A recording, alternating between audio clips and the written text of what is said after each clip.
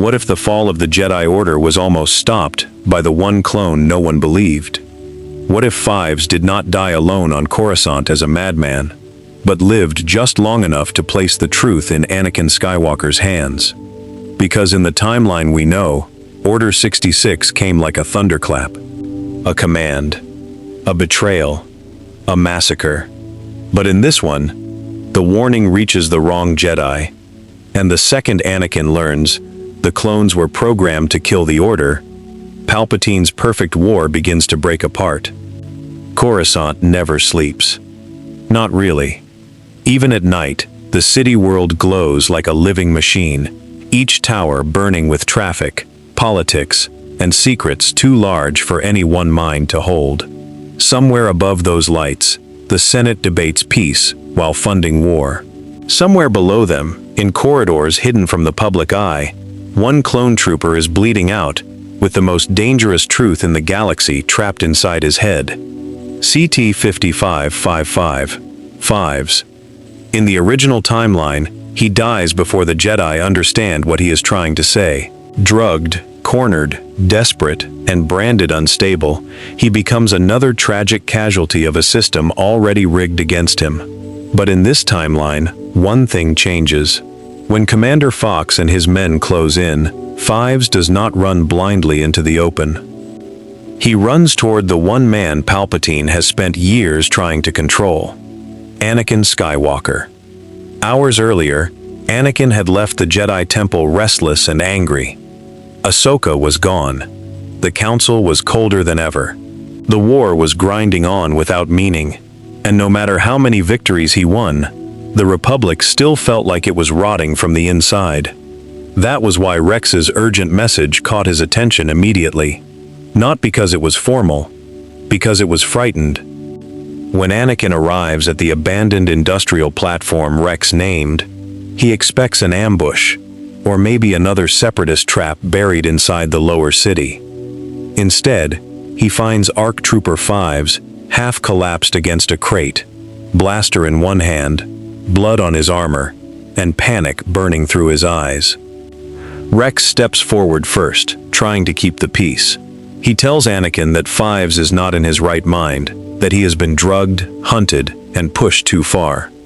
But Fives does not look insane to Anakin. He looks terrified. And terror, Anakin knows, does not lie the same way madness does. Fives grabs Anakin by the wrist and forces a small blood-stained data module into his palm. The Chancellor, the chips, it's all connected. Anakin's face hardens. Slow down. Fives shakes his head violently. There is no time to slow down. They put something in us, in all of us. A command, a kill order. Not for droids, not for separatists, for Jedi. That sentence lands harder than any blaster bolt. Rex freezes. Anakin says nothing at first. He only stares at Fives, trying to decide whether he is listening to a broken soldier or a dying witness. Then Fives says the one name he should not know. Palpatine. The air changes immediately. Fives explains it in fragments, gasping between breaths. Tup's breakdown was not random. The Kaminoans knew more than they admitted. Nala Se lied. The chip removed from Tup was not a medical safeguard. It was a trigger, a buried command structure, a weapon hidden inside the men the Jedi had trusted for years. And when Fives followed the trail far enough, every road led back to the Chancellor. Not to a senator, not to a bureaucrat, to Palpatine himself. Rex wants proof. Fives slams the data module into Anakin's hand harder this time. That is proof. Medical records, Kaminoan logs, security pulls, partial transmission chains. Enough to ask the right questions. Enough to make the wrong man panic. Then clone sirens echo across the platform. Fox is here. What happens next is the first crack in Palpatine's future. In another life, Fives dies under blaster fire, while the truth dies with him. Here, Anakin moves first. He does not ask permission. He does not wait for Jedi procedure. He hurls a maintenance lift across the platform with the Force, blocks the first wave of blaster bolts, and drags Fives and Rex into hard cover while the security team floods the entrance. Fox shouts for Skywalker to stand down. That only makes Anakin more suspicious, because if Fives were only unstable, this much force would make no sense. So instead of surrendering Fives, Anakin does something dangerous. He takes him to the temple, quietly. Inside a sealed medical chamber deep within the Jedi complex, Anakin, Rex, and a deeply unsettled Obi-Wan watch as Jedi healers stabilize Fives long enough for Shaak Ti to begin extracting the truth from him properly. What follows is not clean. It is not elegant. It is a slow collapse of everything the Order thought it knew about the Clone Wars. The chip scans match Tup's abnormality. Kaminoan records are inconsistent. Security logs have been altered. And buried beneath official authorizations are Chancellor-level access codes no one can explain. Obi-Wan looks physically colder with every passing minute. Shaak Ti says the words no Jedi wanted to hear. The clones may have been compromised from the beginning. For a long moment the room is silent. Then Anakin asks the obvious question. If it is true, why build an army that turns on us? No one answers him immediately. Because everyone already knows. There is only one reason. The Jedi were never meant to win this war. They were meant to be destroyed by it. Yoda and Mace Windu are summoned in secret before dawn. Fives, now barely conscious but still alive, gives his testimony directly. It is broken, emotional, incomplete. But it is enough. Enough for Yoda to feel deception threaded through the entire conflict. Enough for Mace to finally connect years of political unease, military convenience, and the Chancellor's endless appetite for emergency authority. The Council divides almost instantly over what to do next. One side wants to expose everything publicly. The other wants silence. Because if the clones truly carry a buried kill command, and if Palpatine controls the trigger, then confronting him too soon could activate the very nightmare they are trying to prevent. Anakin listens to the argument with growing disbelief. That is the first big difference in this timeline. He is not outside the room. He is in it. And this time, the truth reaches him before Palpatine can twist it. Obi-Wan argues for caution. Mace argues for readiness. Yoda says something even worse than either one. Trust the Chancellor. We cannot. Trust the army fully. We also cannot. That means the Republic is already half broken. Across the galaxy, thousands of Jedi are fighting beside men who may one day be forced to execute them. The Council begins acting in secret. Sensitive clone commands are quietly reassigned. Trusted Jedi are warned to avoid isolation. Medical scans begin under other pretexts. Kamino is placed under hidden surveillance. Rex remains close to Anakin. Cody is observed through encrypted channels. Ahsoka, far from the temple, is deliberately kept out of official notice to avoid exposing her. Palpatine, however, notices the change almost at once. Because the Jedi stop moving like blind men, and blind men who suddenly change direction are dangerous. For years, Palpatine has built his future on two assumptions: that Anakin will come to him first, and that the Jedi will realize the truth too late. Now both assumptions are dying. When reports reach him that Fives survived long enough to be examined inside the temple, he does not rage outwardly. He does something far worse. He adapts. He orders Kaminoan records purged, loose operators eliminated, and secondary command chains prepared. If Order 66 can no longer arrive as a perfect surprise, then it will arrive through confusion, isolation, and distrust. In other words, Palpatine decides to turn suspicion itself into a weapon. The first victim of that strategy is not a Jedi. It is the bond between Jedi and clones. Rumors begin spreading across the front lines. Some clones hear whispers that the Jedi are studying them like defective machines. Some Jedi begin keeping quiet distance without explaining why. Officers notice changed deployment patterns. Medical checks increase. Friendly glances turn cautious. Questions go unasked in open rooms. The war does not stop. It becomes brittle. Anakin feels that brittleness more sharply than anyone. Because for the first time, he sees the clones not just as brothers in arms, but as victims trapped inside a design they never chose.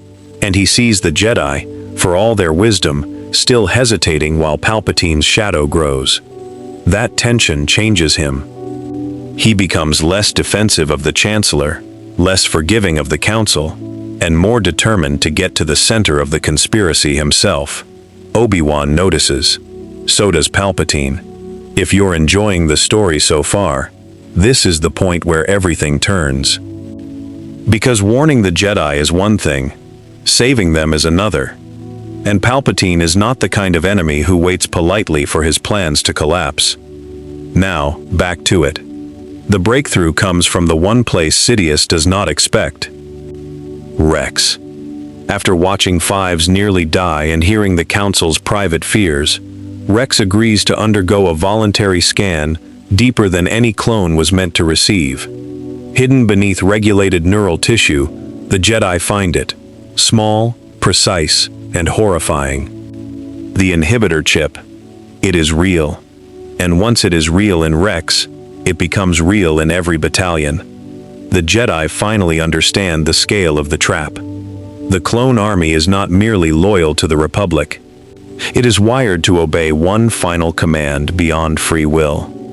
When the Council debates public exposure again, Anakin does not stay silent. He says what no one else wants to say. If we wait until we have perfect proof, he wins anyway.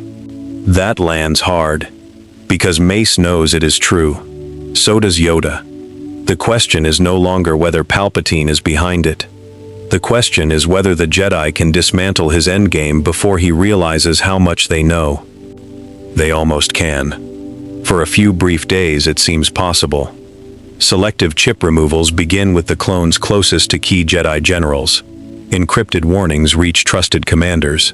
Ahsoka is contacted through back channels. Bail Organa is quietly brought into the political side of the secret.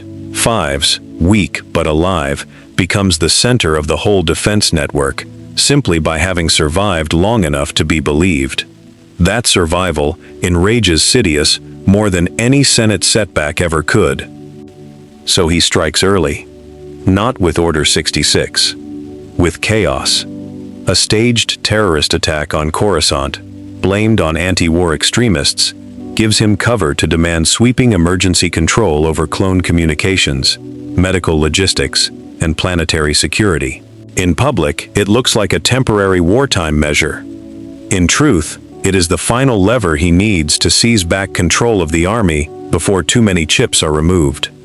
The Council realizes what he is doing at once. The race begins. Anakin and Obi-Wan are sent to confront Palpatine directly, while Yoda and Mace coordinate emergency extraction of vulnerable Jedi from the Outer Rim. Shaak-Ti stays with the medical teams. Rex leads a quiet ring of clones who have either been cleared or are beginning to suspect the truth.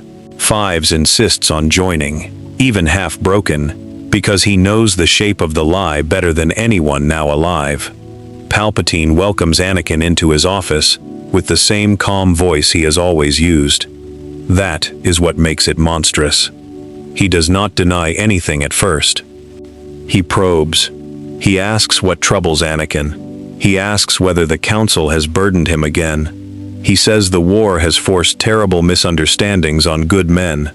Then Anakin says Five's name, and the mask cracks. Not fully. Just enough. It is the first time Obi-Wan sees something truly ancient look out through Palpatine's human face. The room goes cold. Sidious understands. The clone moved too soon. The Jedi learned too much. And Anakin is no longer standing before him as prey. He is standing there as a witness. When Palpatine finally drops the act, he does it with contempt. He calls the Jedi naive. He calls the clones necessary tools. He calls democracy a patient already too diseased to save. And when he speaks of Anakin, his voice shifts into something uglier. I offered you purpose. Anakin answers with complete clarity. No, you offered me chains. The duel erupts instantly. This is not the same fight from Revenge of the Sith. Palpatine is not being confronted by a divided order and a conflicted chosen one. He is facing a Jedi who already knows the truth, and a Kenobi who came prepared for darkness.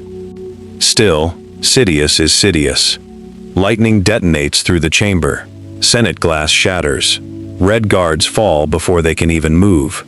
Obi-Wan anchors the fight with defensive precision, buying Anakin the space to attack with pure focused aggression. But even as the battle rages, Palpatine triggers the one thing everyone feared. Order 66. Across the galaxy, clones hear the words. Some obey instantly. Some hesitate because their chips are gone. Some freeze because warnings reach them first. And that changes everything. Order 66 still hurts the Jedi, but it does not annihilate them. On distant worlds, confused battalions split against themselves. Loyal clone officers tackle brothers before commands can be executed. Jedi who were warned escape positions that would have killed them in seconds. Others die anyway, because warning is not immunity, it is only a chance. A chance the original timeline never gave them. Rex, now fully free, races to save Ahsoka sooner than fate intended. Cody receives the order but hesitates long enough for Obi-Wan's evacuation signals to reach Utapau. Plo Koon's wing fractures in uncertainty rather than perfect obedience. The galaxy becomes not a clean massacre, but a civil fracture inside the army.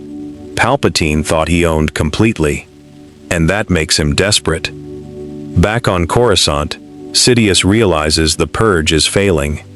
Too many Jedi are escaping. Too many clones are resisting.